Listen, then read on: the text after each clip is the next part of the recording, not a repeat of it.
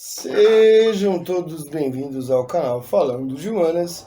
Hoje eu, professor Marco, e o Klaus, nosso mascote, vamos dar uma aula de história. Vamos falar sobre feudalismo, sociedade feudal, características da divisão da sociedade feudal, expansão do feudalismo, cruzadas, entre outros. Bora que a aula tá divertida. Bom, falar de sociedade feudal é sempre lembrar de príncipes encantados, espadas mágicas, poções milagrosas, espelhos que falavam, castelos mal assombrados, dragões, fadas, bruxas, enfim. Durante a Idade Média, do século V ao século XV, os europeus acreditavam em elementos maravilhosos. O mundo parecia perigoso e o homem medieval combatia esse mundo perigoso. A escuridão era ameaçadora, as florestas eram vistas como moradia de seres fantásticos, refúgio de ladrões, portas dos desconhecidos, enfim, eles viviam em constante guerra. O sistema feudal era um sistema bem complicado, principalmente aqui. O feudalismo sistema se estabeleceu na Europa a partir do século X, principalmente. Não na Europa toda, da mesma forma e da mesma maneira, mas a partir do século X teve o seu estabelecimento de forma mais ampla. Em termos econômicos, ele se baseava na produção agrícola e no senhorio. Nós vamos entender o que é senhorio depois. Nos termos sociais, era uma sociedade de ordens, estratificada, bem rigorosa. Em termos políticos, o poder era descentralizado e estava principalmente na mão da nobreza. Já na mentalidade, era marcado principalmente pela religião. Então, só relembrando, produção agrícola e senhorio era a economia, o poder político era descentralizado, a sociedade era uma sociedade estratificada e em ordens, e a mentalidade era uma mentalidade religiosa. As relações sociais se baseavam principalmente na suzerania, na vassalagem e nas relações servis. Na sociedade feudal havia pouca mobilidade social, ou seja, não se mudava tanto de ordem. Se você tinha uma pequena chance de mudar de classe social. Quem nascesse em família pobre não poderia ser membro da nobreza ou do clero. Quem nascesse trabalhador iria morrer trabalhador. Quem nascesse em família de nobre ia ser nobre. Tratava-se de uma sociedade cuja divisão era justificada por uma ordem divina e dividida em 3 classes: clero, nobreza e trabalhadores. Tudo isso obedecendo uma determinação de Deus. Lembra da mentalidade religiosa.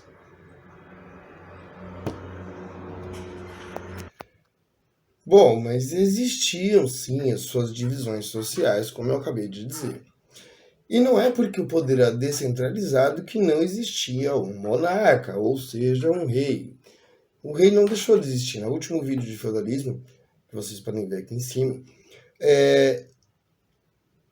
nós vamos ver que o poder ficou descentralizado desde o fim do Império Romano. No século III em diante, quando o Império Romano do Ocidente caiu, o Estado perdeu a capacidade de manter seus territórios e foi fragmentando o poder. Os monarcas continuaram existindo porque eles cederam seus territórios a guerreiros em troca de compromisso de lealdade. Então vai se formando a relação de suzerania e vassalagem. Suzerania e vassalagem.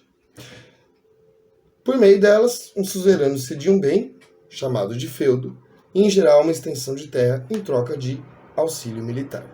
Então o monarca continuava existindo. O segundo grupo social era o clero. O clero era a igreja e lutava contra o pecado, contra o demônio e contra os inimigos da fé cristã. Lembrando só uma coisa, a igreja não é culpada por tudo o que aconteceu na Idade Média. Ela era a única instituição capaz de atingir todo mundo. Então, vamos tirar essa mentalidade de que a igreja era ruim, tá? Eles faziam tudo em nome de Deus. E existiam algumas divisões dentro da igreja. Os monges, eles renunciavam à riqueza e viviam de forma simples em comunidades, longe de uma vida luxuosa, chamada de vida monástica.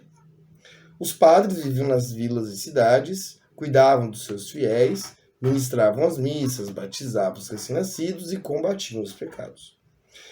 Na religião cristã, ela vai se tornando cada vez mais forte na Europa da Idade Média, porque a igreja passa a ter grandes extensões de terra, e ela passa a ser intermediária entre Deus e a humanidade. A igreja passa a ser o único caminho de comunicação entre Deus e o povo. Então, os seus membros eram soldados de Cristo e os únicos que podiam transmitir a palavra de Deus. Já o senhorio, o senhorio era senhor. Na verdade, por quê? A terra era o principal bem da sociedade feudal. A riqueza não era medida por dinheiro, e sim por terras. E era controlada principalmente por dois grupos sociais dominantes, a nobreza e o clero. E quem possuía a terra era chamada de senhor.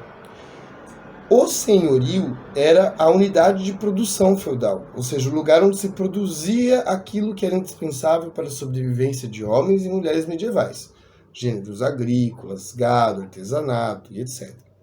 Então, o senhorio é o lugar onde se produz. O senhor era o possuidor de terras. O senhorio possuía determinada extensão e era composto por três partes: a reserva senhorial, manso servil e as terras comunais. O mosteiro era um outro tipo de senhorio e tratava de uma comunidade de monges que muitas vezes detinha terras de trabalhadores camponeses.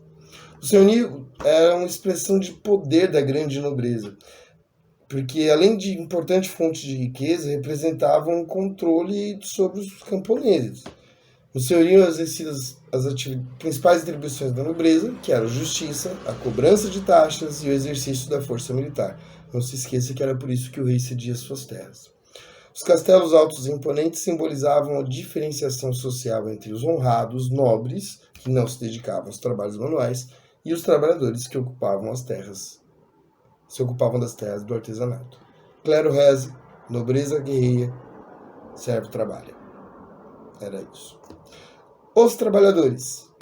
Bom, além das duas classes dominantes, o clero e os guerreiros, os nobreza, figuravam também os trabalhadores. Eles eram socialmente e politicamente submetidos a guerreiros e à igreja. Formavam a imensa maioria da população e eram encarregados de todas as atividades manuais necessárias para a sobrevivência do sustento dos grupos dominantes. Tudo era eles que faziam. O trabalho era indigno para a nobreza e para os guerreiros. Na maior parte dos trabalhadores do senhorio era composto de servos, homens de corpo, e dos senhores, homens de corpo dos senhores feudais. Eles não eram livres, mas também não eram escravos.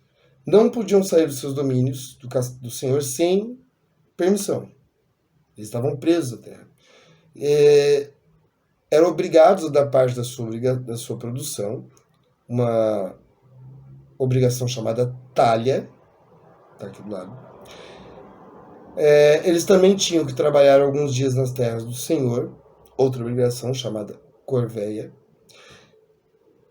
e além de outras, como a modalidade, mão morta, entre várias. Só que nessa relação, a escravidão ela foi substituída pela servidão. Não existia escravo, existia servo.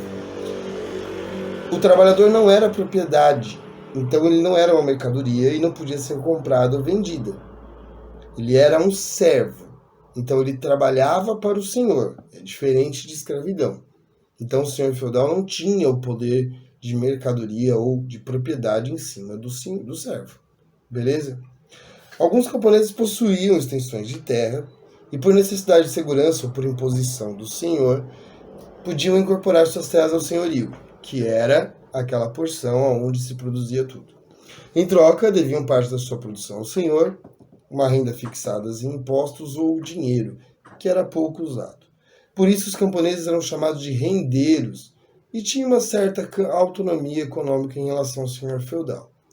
Camponeses, rendeiros, não servos. Bom, dentre os direitos feudais dos senhores, a gente pode citar alguns, como a cobrança pela passagem de uma ponte, né, um pedágio particular que caía sobre os servos ou comerciantes, taxa para usar o forno ou moinho do senhor feudal.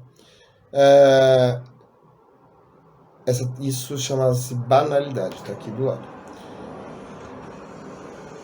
Além de outras taxas, como a mão morta, que significava uma mão a menos para o trabalho devido ao senhor. Como assim? Se morresse algum adulto da família, eles tinham que pagar o direito à taxa de mão morta para o senhor feudal. Nas primeiras colheitas, ou na primeira cria dos animais do servo, mais uma taxa, as primícias. Essas eram pagas para autoridades religiosas e também recolhiam dízimo, ou seja, a 10ª parte de toda a produção. Então você tinha a talha, corvéia, banalidade, a mão morta, você tinha os pedágios, você tinha a taxa pelo pagamento das primícias, que eram a primeira produção e o primeiro nascimento do seu rebanho, entre outras. Então o servo, ele sustentava o clero e a nobreza. Beleza até aqui?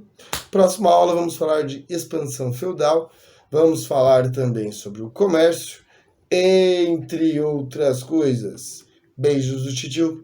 Não se esqueçam, todo o conteúdo está no www.educandomais.com. Até a próxima, pessoal. Tchau.